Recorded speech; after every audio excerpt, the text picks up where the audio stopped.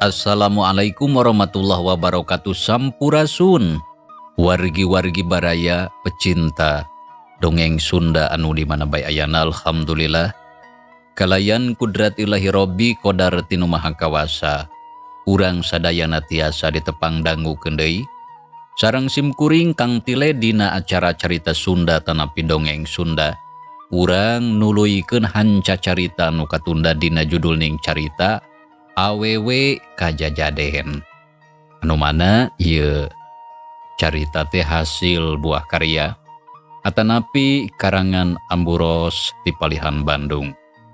Kasugri kaum dangu dina jujutan hanca carita anu katunda pedaran kang tile kasapih wanci dina mangsa medarekeun kayaan di lembur Cibubuay anu mana maanah ngarasa hariwang kanu jadi incuna nyisari eta hanca teh nya kumaha tu mitra lajenganana ieu carita sumangga langkung paos nama urang sami-sami Bandungan deui ku sadayana.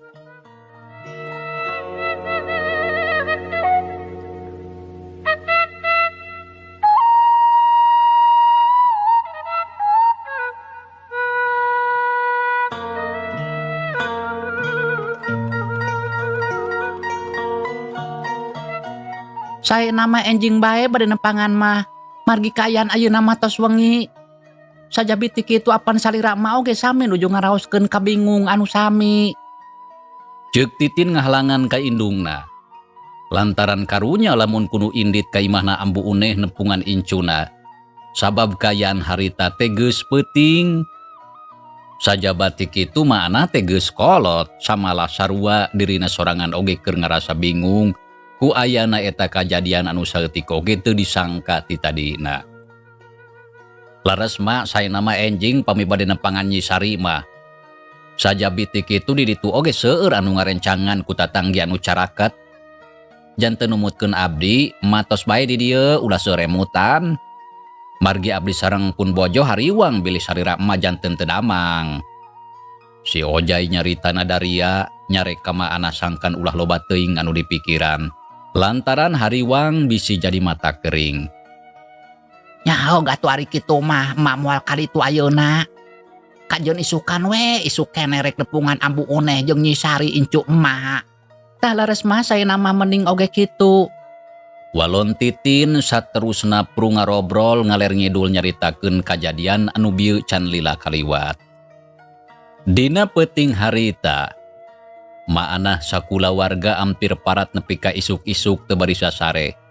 Sabab inget ka Nyi Sarah kitu deui ka Sarkum, Jang Panji jeung Oding anu keur nyusulna. Urang kocapkeun isukna mitra. Panon poe harita teh geus meletek ti belah wetan. Rupana koneng umyang lir emas sinangling. Awak karasa tiis meuni nyecep asa nyerep kana tulang es tuning mata kabudusan. Cai ibun ngagerendang pating garnyas dina tungtung daun. Celak-celak ragragan kana lemah. Ari ti kajauhan kadenge sora hayam jagor yang kongkorongok patembalan jeung sora domba anu pating berele di jero kandang. Dina kayaan kitu sakumna urang lembur Cibubuay geus nyararing kabeh. Tapi saurang oge acan aya anu arindit ka tempat pagawean. Sakabehna kalah recok ngaromong nyeritakeun kajadian peuting tadi. Atuh puguh bae, sakuliah lembur jadi guyur. Ku harita sararea geus pada nyaho, lamun siluman kelong bodas anu sok nyerot getih jalma teh, tayalian ti Nyi Sawitri bojona Sarkum. Dina kayaan kitu, si Ojai jeung maanah turun ti imah. Ari maksudna rek nepungan ambu uneh jeung nyisari incuna, lantaran kacida ngarasa hariwang kana kayaana. Sareta teu kacatur di jalana mitra. Teu lila oge geus anjog kanu dituju. Barang jol kasampak di buruan imah geus loba jalma. Ngalalajuanan lebu anu ngagunuk sesa tina jasadna siluman kelong anu geus diduruk. Barang ningali aya maanah datang dibarengan ku si Ojai. Sakur anu araya didinya ngareret terus pating kecewis ngupat ka Ma'anah nu geus jelas boga minantu kasiluman. Tapi Ma'anah jongjon bae leumpang sanajan kadenge ku ceulina lamun urang lembur keur ngaromongkeun. Tapi ku Ma'anah teu dipalire samalah pura-pura teu kadenge. Nya terus bae muruka imah, srog kana panto anu katempo muka. Ma'anah uluk salam gancang harita dibagyakeun ku Nyi Sari incuna. Sarta terus atuh diajak asup ka jero imah. Sedengkeun si Ojai terus nyamperkeun ka Kang Ipin anu harita keur ngobrol jeung anu sejena. Bareng jeung kitu torojol Bah Ukim dituturkeun ku Pak RT Mang Udung jeung Jang Usman. Sadatangna kadinya Bah Ukim langsung mere parentah kanu araya di dinya, sangkan ngasupkeun lebu kana jero karung. Nya atuh teu kudu nitah 2 kali. Harita keneh ku Pak RT jeung anu sejena langsung dijalankeun. Lebu anu ngagunuk terus diasupkeun kana karung. Teu lila oge geus rengse satuluyna mah bring dibarawa ka astana anu saterusna mah dikuburkeun sakumaha parentah ti Bah Ukim. Saenggeus rengse sararea baralik deui ka lembur terus marulang ka imahna sewang-sewangan.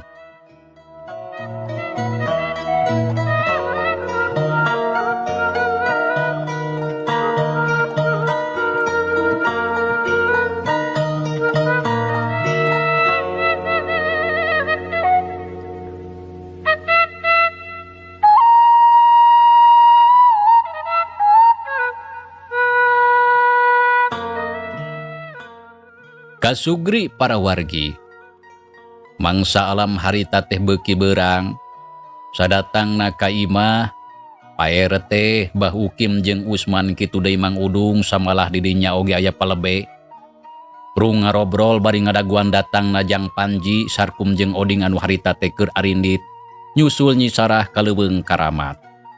Tapi saenggeus sakitu lilana didagoan, Jang Panji jeung anu sejena acan keneh aya mulang. Nya puguh bae sararea oge ngarasa hariwang. Inggis aya kajadian goreng tumiba kanu opatan. Aduh kumaha ieu teh Abah? Wayah kiwari anu dijagoan can aya keneh mulang. Kuring mah ngarasa hariwang. Inggis aya kajadian goreng anu teu kanyahoan ku urang. Da atuh lain pagawean enteng-enteng anu disanghareupan ku Jang Panji teh. Cacakna ieu mah rek ngajorag ka sayang siluman.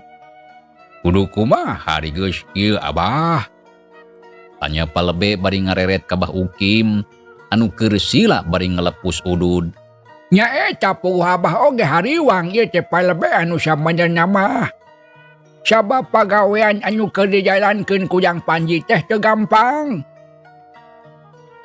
Teras kedah kumaha atuh pamitos kieu Abah? Tanya Pak RT bari neuteub. Nya geus kieu mah urang tungguan bae nepi ka datangna. Terus terang dina hal ieu mah, Abah oge geus teu bisa ngalakukeun nanaon. Lantaran sakabehna geus masrahkeun ka Jang Panji. Jadi hadena, urang sararea kudu sabar. Sagala pasoalan pasrahkeun we kanu ngaturna. Walon Bah Ukim dina hal eta mah terus terang geus teu bisa ngalakukeun nanaon. Lantaran sakabehna geus mercayakeun ka Jang Panji anu ceuk numutkeun pikiranna tangtu bari sanggup nyanghareupan kajadian naon bae anu baris tumiba. Ya lamun kitu mah Pak RT, urang daguan bae ku sararea. Moga-moga moal lila deui Jang Panji jeung anu sejena gancang mulang. Tapi kumaha nyumutkeun salira Abah? Nah siluman kelong bodas teh disaret ayeuna geus moal datang deui ka lembur urang. Insyaallah moal palebe. Tapi kitu oge lamun Jang Panji bisa ngamusnahkeun eta siluman. Apah yakin ieu lembur bakal aman sarata tentrem pikeun sarilana. Tah kitu numutkeun Abah mah. Jawab Bah Ukim bangun anu geus ngarasa yakin. Teu karasa nyerelek nakayaan harita teh geus sore. Sora tongeret reang patembalan disarada ditembak ku sora manuk anu ricit tina dahan. Pating ara celok jeung baturna. Angin leutik ngahiliwir pucuk awi pating arulang siga anu keur ngagupayan. Sanggeus aya kana sawatara waktu ngarobrol, tapi anu didaguan acan kene aya mulang. Akhirna palebe jeung Mang Udung amitan rek mulang ka imahna sewang-sewangan. Sabab kayaan harita teh geus beuki maju kaburit, moal ladai oge datang wanci magrib. Gancangna carita 4 poe geus kaliwat mitra, tapi anu didaguan masih kene acan aya mulang. Nya puguh bae atuh ambu uneh jeung incuna Nyi Sari katutmaana sakulawarga beuki ngarasa hariwang. Nya kitu deui Bah Mod jeung Ma Omoh indung Bapa Oding. Samalah Pak RT jeung anu sajena oge sarua ngarasa hariwang sareta boga niat rek nyusul ka leuweung Karamat. Tapi ku Bah Ukim dicarek da geus pasti Pak RT jeung baturna moal nyaho di mana tempatna eta leuweung. Bah Ukim hariwang sok inggis anu nyusulna kalah terus kalangsu teu bisa mulang deui ka lembur. Nya antukna mah ngagugu kana caritana Bah Ukim anu keukeuh nitah sangkan sabar ngadagoan. Nincak poe anu kalima, Jang Panji jeung anu sejena angger bae acan keneh aya mulang. Poe kagenep jeung katujuh kaayaan teh sarua keneh cara kamari. Nya anu akhirna nepi ka poe anu kadalapan. Harita teh kira wanci bada asar. Kalembur aya 4 urang jalma anu daratang, ngan bae anu saurang mah digotong ku Cikrak, dituturkeun ku saurang awewe anu leumpangna geus sasampoyongan. Da puguh bakat ku cape, kesang ngoprot sakujur awak, beungeut burahay beureum napas ngahegak, dadana rengha peranjung. Ari anu opatan teh tayalian ti Sarkum, Jang Panji, Oding jeung Nyi Sarah. Anu harita teh kakaraan jog ka lembur. Barang ningali Jang Panji jeung anu sejena daratang. Puguh bae atuh urang lembur jadi guyur. Samalah terus naruturkeun ngaleuti tukang. Kituna teh bari jeung tuluy recok ngaromong ngabagyakeun kanu kakara datang. Jang Panji harita terus bae ngajugjug ka imah si Ojai anu dicicingan kumaana. Lantaran kitu pamenta bapana, tekung si Lila geus nepi kanu dituju. Si Ojai anu keur aya di buruan puguh atuh meuni curing hak. "Ujang, pagya teuing geuning sararea geus mulang." Ceuk si Ojai bungah ningali Jang Panji jeung anu sejen harita geus mulang. "Alhamdulillah Mang, abdi sadayana tos tiasa wangsul deui ka lembur." "Syukur atuh Mang Bungah. Ayo Ujang, urang asup ka jero imah." Kunaon ari Kang Sarkum geuning bet digotong?" tanya si Ojai ngareret ka Sarkum anu harita keur ngalempreh beungeutna katara meuni sepa kawas anu keur gering parna. "Nu mawi pun Bapa teh nuju udur Mang," walon Jang Panji ngareret ka bapana. "Putan Kang Sarkum teh gering? Lamun kitu sok atuh buru-buru bawa ka jero, terus golerkeun di tengah imah." Ceuk si Ojai terus ngaleos miheulaan asup ka jero imah. Geus kitu geuwat ngampar samak sakalian nyokot anggel ti kamar. Jang Panji jeung Oding ngecagkeun Cikrak, Sarkum anu keur ngagoler terus dibawa asup ka jero imah. Tuluy digolerkeun dina samak anu geus meunang ngamparkeun. Bareng jeung kitu torojol maanah jeung Titin anu tadi teh keur araya di pipireun imah. Nya barang ningali Jang Panji jeung Sarkum kitu deui Nyi Sarah jeung Oding geus marulang. Puguh bae bunga anu lain di kieuna. Sarenteng maanah muru ka Nyi Sarah. "Nyai anak king syukur geuning hidup salamet sarta bisa mulang deui ka lembur. Tapi kumaha kaayaan hidup teu kurang nanaon?" Ceuk maanah bakat ku bunga. Nyi Sarah tuluy dirangkul bari diceungceurikan. "Ma, alhamdulillah abdi salamet teu kirang sawios-wios." Walon Nyi Sarah teu wasanahan kasedih ting ceurik bari ngarangkul ka maanah. "Syukur Nyai hidup salamat. Mate bunga anu taya hinggana. Ampura mate teu bisa nulungan ka hidup. Lantaran teu bisa kukumaha salain ti ngadoakeun ti kaangkangan. Sangkan sararea aya dina kasalametan." Ceuk maanah nyaritana dumareuda bari ngusapan awak Nyi Sarah. Hatur nuhun ma pedo anakku abdi katampi. Mung baik Kang Sarkum putra emak. Mangga cobi tinggal kaya anak anjeunna nuju teu damang. Ceuk Nyi Sarah ngalesotkeun rangkulan. Tuluy ngareret ka Sarkum anu harita teh katingali geus digolerekeun di tengah imah. Jang Panji jeung Oding nya terus atuh gugek dariuk setengah ngabebeutkeun maneh. Da puguh bakat ku capek. Kayaan di jero imah jadi loba jelema tetangganan udah reukeut loba anu juljol daratang. Kunaon anak mah teh Nyai? Kang Sarkum teh nuju teu damang mak. Margi anjeunna teh kakeunaan ku pangawasanan si Sawitri saur keterangan tipun anak mah. Walon Nyi Sarah nerangkeun kayaan anu sabenerna. Sakumaha beja ti Jang Panji anakna lantaran harita Nyi Sarah mah teu inget sababaraga badagna keur dikawasa ku siluman kelong anu hayang ngabinasa ka dirina jeung kanu sejena. Harima beja kitu geuwat maanah nyampeurkeun ka Sarkum anu keur pada ngariung. Ujang Sarkum anaking kumaha kayaan hidap teh? Tanya maanah bari neuteub ka anakna anu harita keur ngalempreh bangun ripuh. Aduh, mak. Ieu dada nyeri jeung ungap. Walon Sarkum lalaunan bari neuteub ka indungna. Napasna ngahegak dada turun naek ngarasakeun kanyeri alatan tatuna can pulih. Samalah jadi karugrag deui ku alatan lila nyorang lalampahan anu sakitu jauhna. Dedeuh teuing Ujang anak emak. Mak, geuning si Sawitri teh siluman jahat anu sok nyerot getih jelema. Ceuk Sarkum bari muringis nahan kanyeri. Nya Ujang mah geus nyaho. Sacongobuk oge mah teh teu nyangka. Mak, abdi teh geus katipu ata-ata ku eta siluman. Ujang. Tapi geus heula ayeuna mah ulah wakalo baca carita. Da geuning kayaan hidup teh sakitu ripuhna. Aya Nyai, cing nyokot heula cai keur lanceuk hidup jeung anu sajena. Karunya geus pasti harayangeun nginum. Sok ka ditu buru-buru.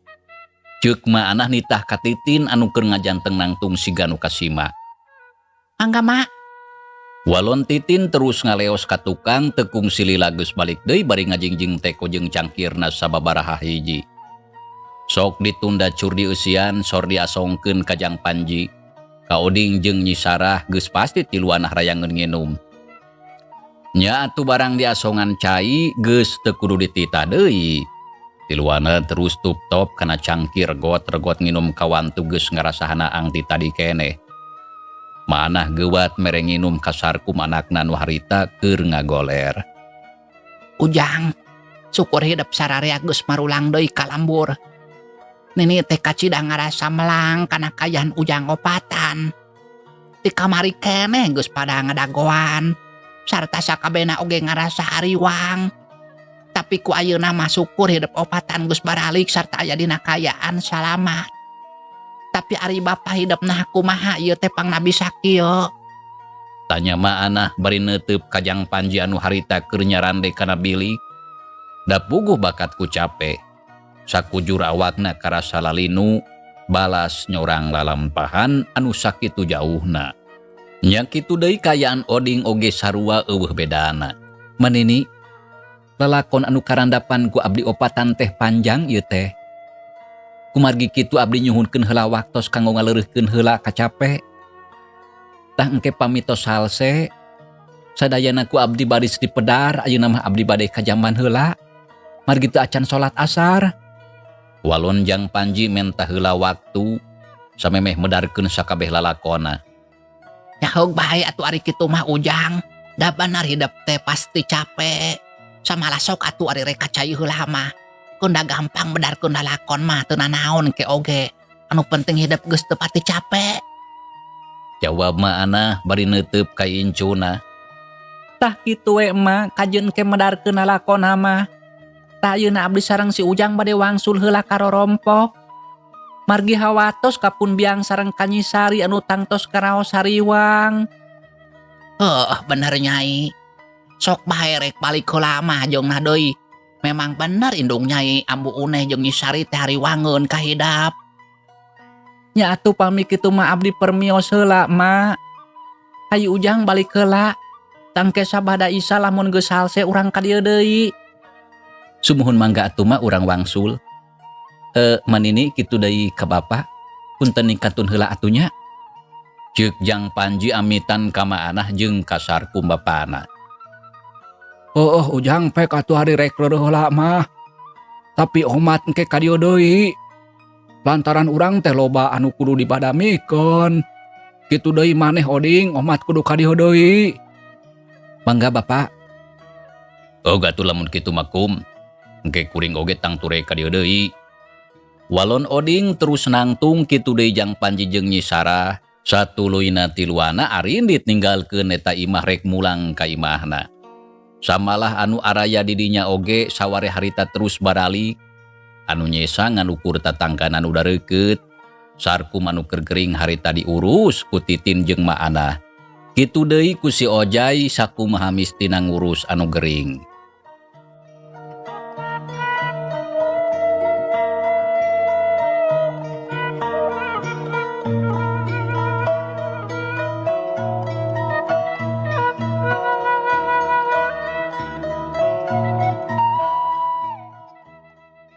Mitra kaum dangu. Tunda heula kayaan Sarkum sakulawarga. Ayeuna urang caritakeun deui Jang Panji, Nyi Sarah jeung Oding anu harita teh keur ngajugjug ka imahna. Teu kacatur di jalana. Urang kocapkeun bae geus nepi kanu dituju. Sup atuh ka pakarangan, ningali Nyi Sarah jeung Jang Panji datang. Pugu atuh Ambu Uneh jeung Nyi Sari anu harita teh keur dariuk di tepas imah. Duanana curing hak. Gawat muru kanu kakara datang, kituna teh bari jeung rawah riwih ceurik bakat ku bunga. Nya terus atuh silih rangkul, silih cacapkeun ka sono. Ambu Uneh jeung Nyi Sari ngarasa bunga nu taya hinggana lantaran indung jeung lanceukna geus mulang ka lembur. Sarata aya dina kayaan salamet. Sedengkeun Oding harita teu nyimpang heula, tapi terus mulang ka imahna lantaran inget ka Bah Mod jeung Ma Omoh anu tangtu geus lila ngadagoan anakna mulang. Sanggeusna silih cacapkeun ka sono, Jang Panji, Nyi Sarah, Ambu Uneh katut Nyi Sari terus arasup ka jero imah. Bareng jeung kitu torojol tatanggana anu deukeut mah daratang sakabena milu ngabagyakeun. Samalah milu ngarasa bungah ku ayana Jang Panji jeung Nyi Sarah. Geus mulang ka lembur sarata aya dina kayaan salamet teu kurang nanaon. Gancangna carita urang kocapkeun peutingna mitra. Harita teh wanci bada Isa. Nyi Sarah, Jang Panji jeung Oding geus leureuh sarata awakna geus karasa teu capek teuing. Nya terus atuh arindit deui rek nepungan Sarkum samalah Ambu Uneh jeung Nyi Sari oge milu sabab hayang nyaho kana kayaan anu jadi bapana. Teu kacatur di jalana urang kocapkeun geus anjog kanu dituju. Kasampak dirinya geus loba jalma. Pak RT, Palebe, Bahukim, Mang Udung, kitu deui Jang Usman. Harita geus araya dirinya. Sakabehna keur ngadagoan datangna Jang Panji lantaran hayang nyaho kana lalakona. Sadatangna ka imah si Ojai, Jang Panji jeung anu sejena geuwat dibagyakeun kunu araya dirinya. Terus cungcong sasalaman satuluyna gukek dariuk ngariung meni rempeg. Sararea oge kacida ngarasa bungah ku ayana Jang Panji jeung anu sejena, ayeuna geus baralik deui ka lembur. Sedengkeun Nyi Sari gancang buru ka bapana anu harita keur ngagoler di tengah imah. Lantaran Sarkum can cager tina geringna. Bapak, Ceuk Nyi Sari ngagero ka bapana. Ate bungah ningali Sarkum salamet. Nyai Sari anaking anak bapak. Walon Sarkum kudiang cengkat lalaunan terus ngarontok ka Nyi Sari anakna. Ate kebek kurasa kasono kitu deui Nyi Sari oge sarua. Bapak saurna salira teh nuju teu damang. Nya Nyai bapak teh keur gering. Mugia sing enggal damang atuh Bapak. Nya doakeun bae ku hidup anaking. Muga-muga bapak teh tereh cager sabihara sabihari. Kumaha ari hidup cager? Alhamdulillah abdi mah pangesto Bapak. Walon Nyi Sari geus kitu Sarkum ngalepaskeun awak anakna. Saterusna gek diuk awakna nyarande kana bilik. Ari Nyi Sari gek diuk gigireun embung jauh ti bapana. Sabot keur kitu pok Bah Ukim ngomong ditujukeun ka Jang Panji. Ujang, Abah geus moal malapah gedang nyarita ka ditu ka dieu yo. Lantaran terus terang Abah jeung anu sajena geus teu sabar hayang geura nyaho kana lalakon anu karandapan ku Ujang Opatan. Anu matak ting sok geura caritakeun. Sangkan sararea teu ngarasa panasaran. Ceuk Bah Ukim bari neuteub ka Jang Panji. Geus kitu ret ka Oding jeung Nyi Sarah. Nya Ujang, cing pok geura caritakeun sarua emang oge panasaran ieu teh hayang geura nyaho kana lalakonna. Pak RT milu nimbrung da puguh sarua geus teu sabar hayang geura nyaho. Nya kitu deui anu sakabeh araya di dinya. Sararea marelong ka Jang Panji sarta geus sarageprek ngabandungan kana lalakon anu salengkepna. Mangga Abah lalakon anu tos karandapan ku abdi opatan. Ayeuna bade dipedar salengkepna. Sarta moal aya anu dikirangan sareng di langkungan. Kumargi kitu mangga bandungan ku sadayana. Walon Jang Panji nyaritana daria pisan. Samemeh pok medarkeun caritana nyelang heula ngarekepkeun silana. Sanggeus kitu teu hararese barabat harita keneh medarkeun sakabeh lalakon anu geus kaalaman. Dimimiti indit nyusul Nyi Sarah nepi ka datangna ka Leuweung Karamat. Sarta Gok Amprok jeung Aki Sahroni.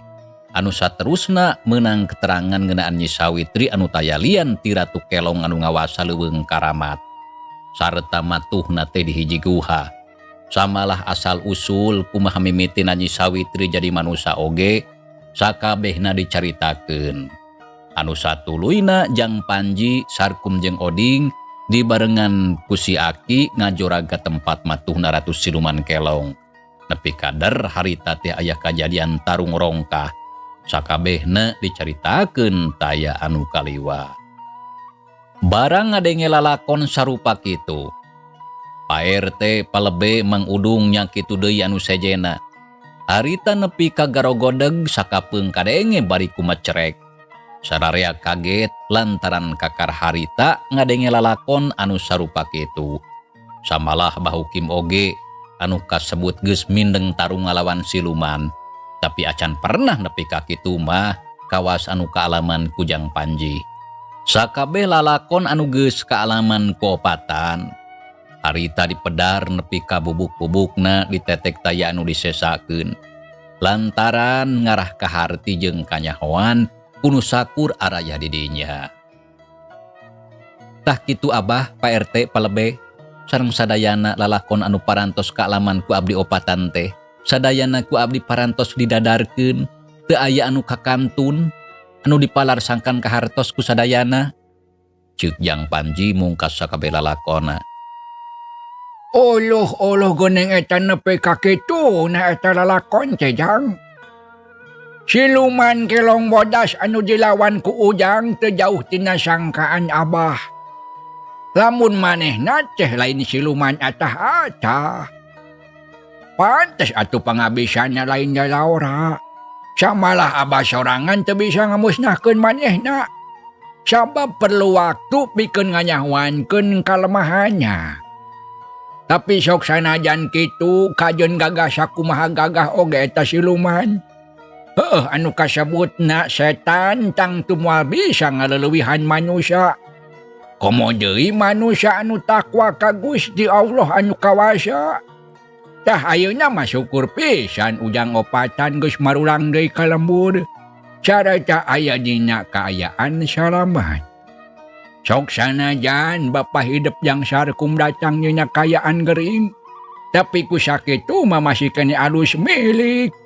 Sabab lamun henteu mah nyabuat teuing atuh kumaha nasibna. Kulantaran kitu urang sararea wajib ngucap syukur ka Pangeran Gusti Allah. Anu Maha Kawasa anu nyata geus mere panangtayungan ka urang sararea. Nya muga-muga ti ayeuna ka hareup mah geus moal aya di kajadian anu sarupa. Da siluman anu jahatna oge geus eleh ku hidap. Sarata jasadna geus diduruk deui ku Abah sabatur-batur. Ceuk Bah Ukim nyaritana daria pisan. Ate Bunga jeung Lugina lantaran pasoalan ngeunaan siluman kelong anu sok nyerot getih manusa ayeuna geus rengse. Leres Abah, mugi ati saret ayeuna ka payun mah moal aya deui kajantenan anu sami sapertos kieu supados urang sadayana ngaraos tentrem dina ngajalankeun kahirupan sadi dinten. Margi tos teu aya deui anu dipikasieun. Amin. Amin. Amin. Amin. Walon Pak RT jeung palebe ampir bareng nyebut amin. Samalah dituturkeun ku nu sejeuna ampir bareng reang patembalan nyebut amin. Nya sakur anu araya di dinya ngarasa bunga ku ayeuna pasoalan ngeunaan siluman ayeuna geus lekasan. Jang, pasoalan ngeunaan siluman ayeuna geus rengse. Tapi sanajan kitu aya keneh hiji perkara anu matak panasaran sarta Abah hayang nyaho. Perkawis naon Abah? Anu jadi kapanasaran Abah nyaeta perkara Bapa Hidep yang Sarkum. Ceuk Bahukim bari ngareret ka Sarkum anu keur diuk nyarande teu jauh ti anakna Nyi Sari. Samalah ngajajar jeung maana si Ojai katutitin. Naon Abah anu jadi kapanasaran Abah teh? Jeung pok caritakeun. Walon Sarkum bari neuteup ka Bahukim. Ieu jang Sarkum anu jadi kapanasaran Abah teh. Tapi saacana Abah rek nanya heula nyaha sakirana jang Sarkum kuat lamun kudu ngajawab pertanyaan ci Abah. Nya sanggup Abah teu nanaon rek tumanya mah. Sarta ku kuring tang tu rek dijawab. Memang bener ayeuna kuring teh keur gering. Tapi aringan sakadar ngajawab pertanyaan mah kuat keneh. Nya syukur dari ujang kuat mah. Tah ayeuna sok dengekeun pertanyaan ci Abah. Tapi anu sabenerna mah lain pertanyaan ci Abah hungkul ieu teh. Lantaran sararea oge nu aya di lembur ngabogaan pertanyaan anu sarua. Nya mangga Abah. Nah naon anu jadi pertanyaanna? Ieu jang. Ari ujang ti iraha mimiti bet bisa panggih jeung Nyi Sawitri alias si Ratu Siluman Kelong. Kingpok jelaskeun ka Abah. Nah ti iraha di mana panggihna sarata kumaha caranya. Saterusna nah jang Sarkum teh munjung ka manehna acawa kumaha. Kingpok terangkeun. Oh kitu pertanyaan Abah teh. Heug Abah ku kuring sakabehna ayeuna rek dicaritakeun sarta moal aya nu disumput-sumput. Walon Sarkum nya teu talangke harita keneh barabat. Sarkum nyaritakeun kajadian baheula 10 taun leuwih anu geus kaliwat. Pas Abah Ijon mitohana misahkeun dirina jeung Nyi Sarah katut anak-anakna ku alatan kayaan Sarkum dina mangsa harita mah anu hirupna sangsara balangsak taya kaboga. Samalah nepi ka imah nama ana harita di Jabal ku Juragan Wira akibat boga hutang urut biaya pangobatan anu jadi anakna. Anu saterusna Sarkum ngalaman nyeri hate balas tuluy-tuluyan dihina sarta dicacampak ku Bah Ijon metohana anu nyata kejem jeung telenges estuning taya ras-rasan. Anu saterusna Sarkum indit bari mawa hate anu nyeri jeung perih kabina-bina. Samalah nepi ka ngalaman kalangsu teu bisa mulang ka lembur alatan teu nyaho jalan balik. Satuluyna dirina kudu ngalaman sangsara balangsak di jero leuweung luang libung. Tepi ka kahujanan sapeuting jeput sarta ngalaman tatu anu cukuparna alatan katinggang tangkal kai anu peunggas. Nya anu akhirna dina hiji poe Sarkum ditulungan ku si Aki Sahroni sarta Amprok jeung Nyi Sawitri anu harita ngaku incuna si Aki. Satuluyna Sarkum daek dikawinkeun lantaran dibibita ku si Aki anu nyebutkeun lamun daek kawin ka incuna Sarkum bakal jadi jelema beunghar. Nya ku alatan hayang nyumponan pamentan Abah Ijon anu mere tanjakan lamun Sarkum hayang ngahiji deui jeung Nyi Sarah anakna kudu jadi jalma beunghar dina waktu handapna 1 taun luhurna 2 taun. Nya atuh antukna mas Sarkum daek narima kana pamentana si Aki. Sakabeh lalakon anu kaalaman ku dirina baheula ku Sarkum harita dicaritakeun saeutik oge taya anu disumput salindungkeun. Dina pelebah nyaritakeun lalakon hirupna. Teu karasa sarkum harita nepi ka murag-muragkeun Cimata. Hatena karasa sedih jeung nalangsa. Jadi rusras inget ka jaman baheula. Samalah Nyi Sarah anu harita keur ngabandungan. Sarua teu karasa Cimata ngalembere masuhan kadua pipina. Da puguh sarua jadi inget deui kana lalakon hirupna baheula.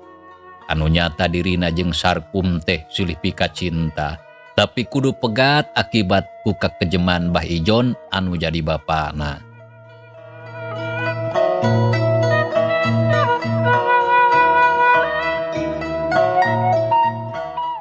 Tah kitu Abah lalakon anu kaalaman ku kuring baheula teh. Sakabehna oge mimiti nama alatan tina kekejaman Mbah Ijon. Anu nyata kejam jeung telang geus taya pisan ras-rasan.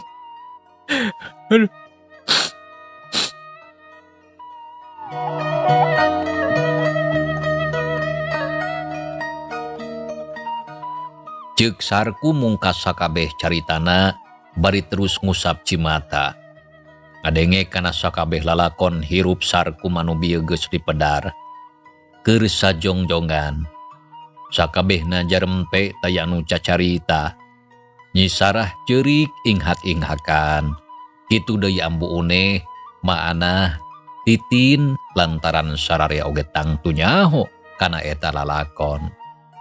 Sedengkeun Jang Panji harita terus ngaharuk. Nyi Sari olohok panon carinakdak sedih ngadenge lalakon indung jeung bapana anu kudu ngalaman papisah ku cara sarupa kitu.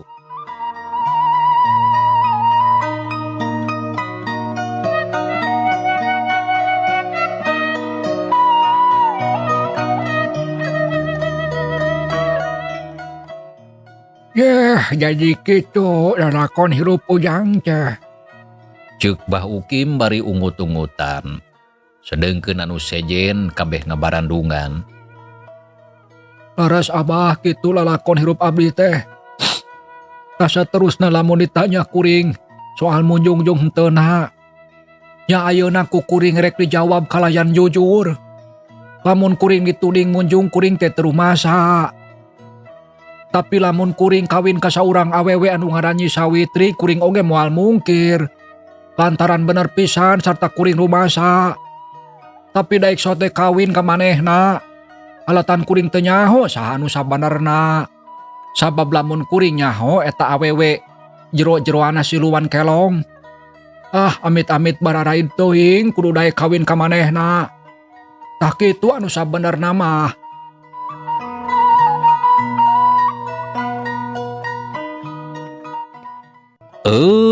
Mitra cageula ieu carita urang tunda heula. Insyaallah kin urang lajengkeun deui.